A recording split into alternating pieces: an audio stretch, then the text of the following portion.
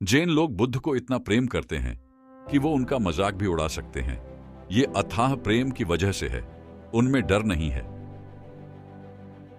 आत्मज्ञान एक समझ है कि यही सब कुछ है, यही बिल्कुल सही है, बस यही है। आत्मज्ञान कोई उपलब्धि नहीं है। ये जानना है कि ना कुछ पाना है और ना कहीं जाना है। केवल वो लोग जो कुछ भी नहीं बनने के लिए तैयार हैं प्रेम कर सकते हैं। उस तरह मत चलिए जिस तरह डर आपको चलाए, उस तरह चलिए जिस तरह प्रेम आपको चलाए, उस तरह चलिए जिस तरह खुशी आपको चलाए। जब प्यार और नफरत दोनों ही ना हो तो हर चीज साफ और स्पष्ट हो जाती है। आप वो बन जाते हैं जो आप सोचते हैं कि आप हैं। कोई चुनाव मत करिए, जीवन को ऐसे अपनाइए जैसे वो अपनी समग्रता में है। अर्थ मनुष्य द्वारा बनाए गए हैं और चूंकि आप लगातार अर्थ जानने में लगे रहते हैं, इसलिए आप अर्थहीन महसूस करने लगते हैं। किसी से किसी भी तरह की प्रतिस्पर्धा की आवश्यकता नहीं है। आप स्वयं में जैसे हैं एकदम सही है। खुद को स्वीकारिए। प्रसन्नता सद्भाव की छाया है, वो सद्भाव का पीछा करती है। प्रसन्न रहने का कोई और तरीका नहीं है। कोई प्रबुद्ध कैसे बन सकता है? बन सकता है क्योंकि वो प्रबुद्ध होता है। उसे बस इस तथ्य को पहचानना होता है।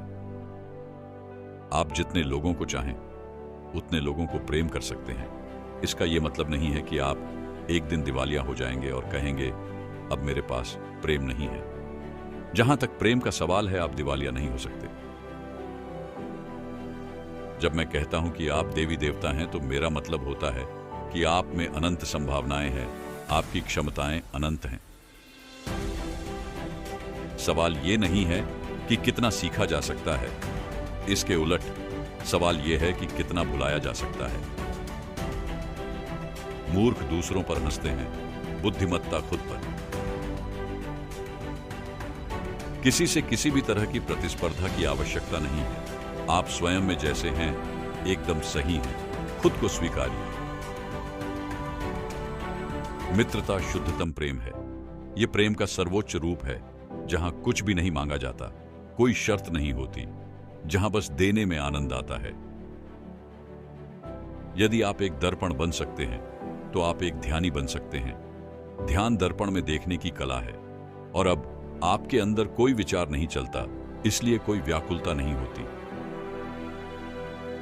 जीवन कोई त्रासदी नहीं है, यह एक हास्य है। जीवित रहने का मतलब है हास्य का बोध होना। अधिक से अधिक भोले, कम ज्ञानी और बच्चों की तरह बनिए। जीवन को मजे के रूप में लीजिए, क्योंकि वास्तविकता में यही जीवन है। जिस दिन आपने सोच लिया कि आपने ज्ञान पा लिया है, आपकी मृत्यु हो जाती है, क्योंकि अब ना कोई आश्चर्य होगा, ना कोई आनंद और ना कोई अचरज। अब आप एक मृत जीवन जिएंगे। जीवन ठहराव और गति के बीच का संतुलन है। अगर आप सच देखना चाहते हैं तो ना सहमति और ना असहमति में राय रखिए। यहां कोई भी आपका सपना पूरा करने के लिए नहीं है। हर कोई अपनी तकदीर और अपनी हकीकत बनाने में लगा है।